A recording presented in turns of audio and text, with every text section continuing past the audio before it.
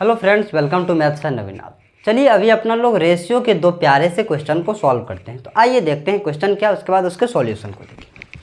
Question आपके सामने यह है जो in a basket there are mangoes and apples, if 12 apples are removed from the basket then the ratio of mangoes and apples become 5:3, and then if 20 mangoes are added to the basket the ratio of apples and mangoes become 39:75. Find the original numbers of apple in the basket।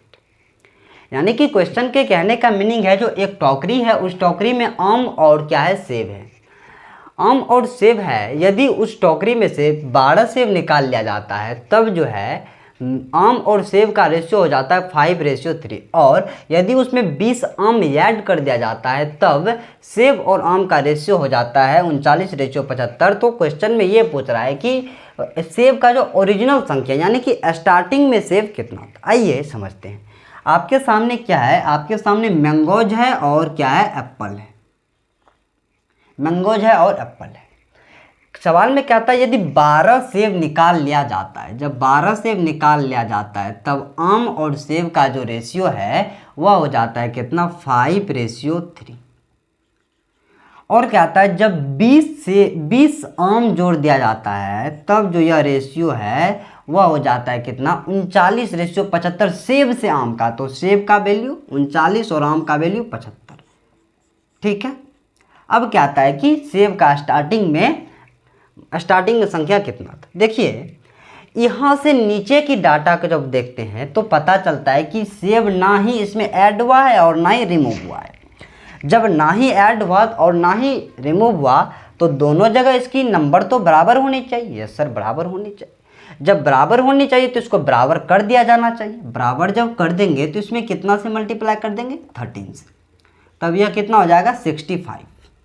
अब देखिए जब 20 जो है mangoes add किए तो ratio 65 से 75 हो गया। तो यह कितना इंक्रीज किया, 10 का वैल्यू कितना है, 20। कितना टाइम्स, 2 टाइम्स। अब देखिए यहाँ पे एप्पल्स की संख्या कितना है, एप्पल्स की संख्या 39 यूनिट। 1 यूनिट का वैल्यू 2, इसमें भी 2 से मल्टीप्लाई कर देंगे, हो जाएगा कितना, 78। अब देखिए जब इसमें से 12 एप्पल को रिमूव किए थे उसके बाद 78 हुआ। जब ओरिजिनल नंबर्स निकालना है तो इसमें 12 क्या करना होगा, ऐड करना होगा, और ऐड कर देंगे तो हो जाएगा 90। सी नंबर आपका क्या हो गया, आंसर हो गया। आइए अगला क्वेश्चन की ओर। अगला क्वेश्चन है, the ratio of the earnings of Pavan and Rajesh is 11:13। If the earnings of Pavan increase by 17 and those of Rajesh increase by 10%, then the new ratio of their earning is. यानी कि क्वेश्चन यह कह रहा है कि एक पवन है और एक राजेश है, दोनों के अर्निंग का जो रेशियो है वह है 11:13। यदि पवन का जो अर्निंग है ना वह 17% इंक्रीज कर जाता है और राजेश का जो अर्निंग है वह 10% इंक्रीज कर जाता है, तब न्यू रेशियो क्या होगा। आइए समझते हैं। एक पवन है और एक कौन है, राजेश है। दोनों के अर्निंग का रेशियो कितना है, 11:13। 11:13।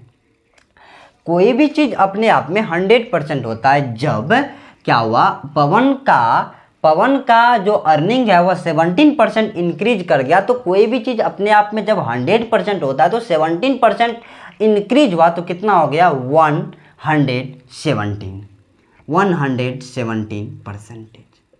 और इसका 10% इंक्रीज किया तो इसका हो गया 110%।